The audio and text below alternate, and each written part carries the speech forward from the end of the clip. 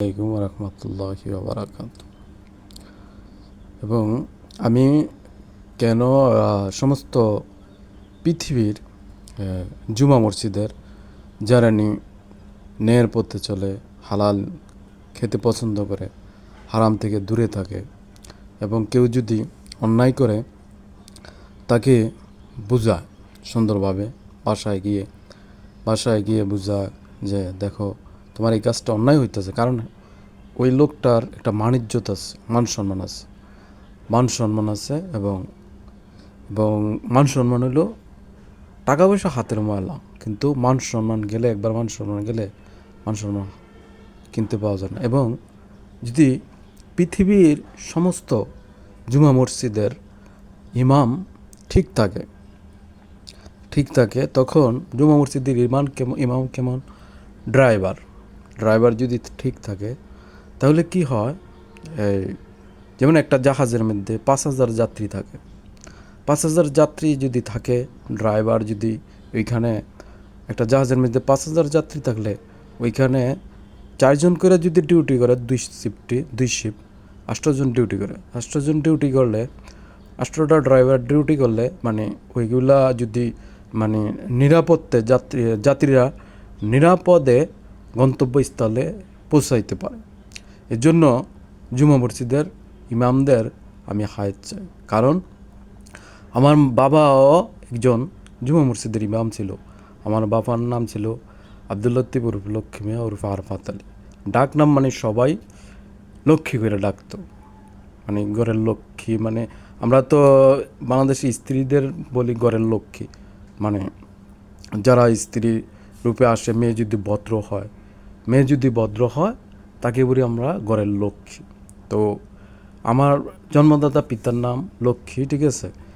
এবং উনি জুমার নামাজ পড়াইতেন এবং খুতবা দিতেন।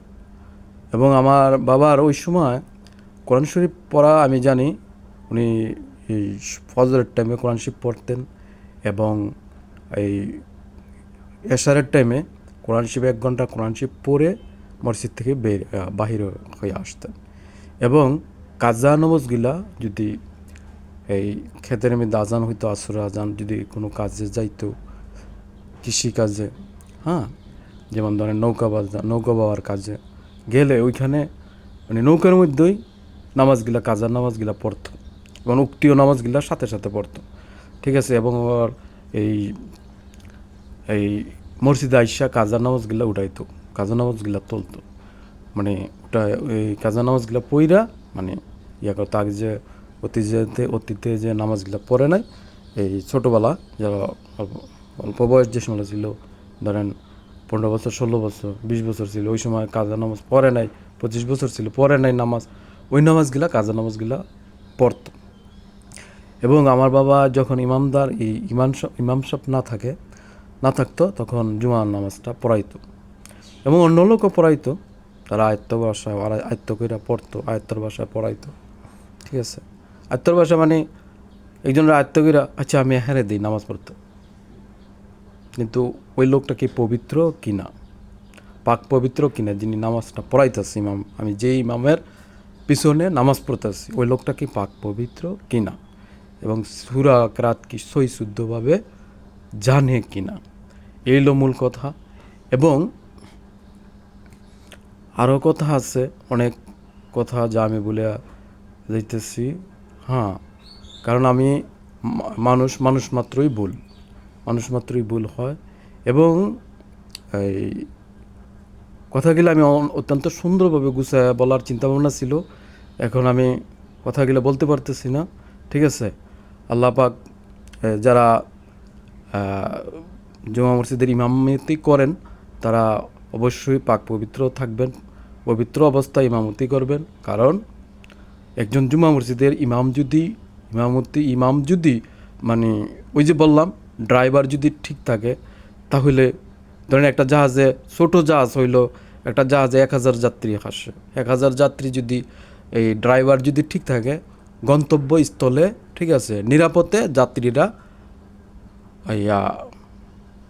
গন্তব্যস্থলে পৌঁছায় যেতে পারবে। তাই এই জন্য বলে আমি আমার কথা সংক্ষিপ্ত করলাম। পরবর্তীতে আবার এই আমার আল্লাহর রহমত আমার উপরে নাজিল হইলে এবং আল্লাহর আরশ আজিমের ছায়া আমার উপরে আসলে আমি আল্লাহর আরশ আজিমের ছায়া এবং রহমত যেন আমার ঘরে আসে, আমি আমার উপরে আসে এবং আমি যেন এই কথাগুলো আবার একটু সুন্দর করে গুছায় বলতে পারি। সেই জন্য আমি আলী হোসেন, আমার বাবার নাম আব্দুল লতিফ উর্ফে লক্ষ্মী মীরা, আমার নাম আলী হোসেন আরব আলী আরদ আলী, আমার জন্য দোয়া করবেন। আল্লাহ হাফেজ এই বলে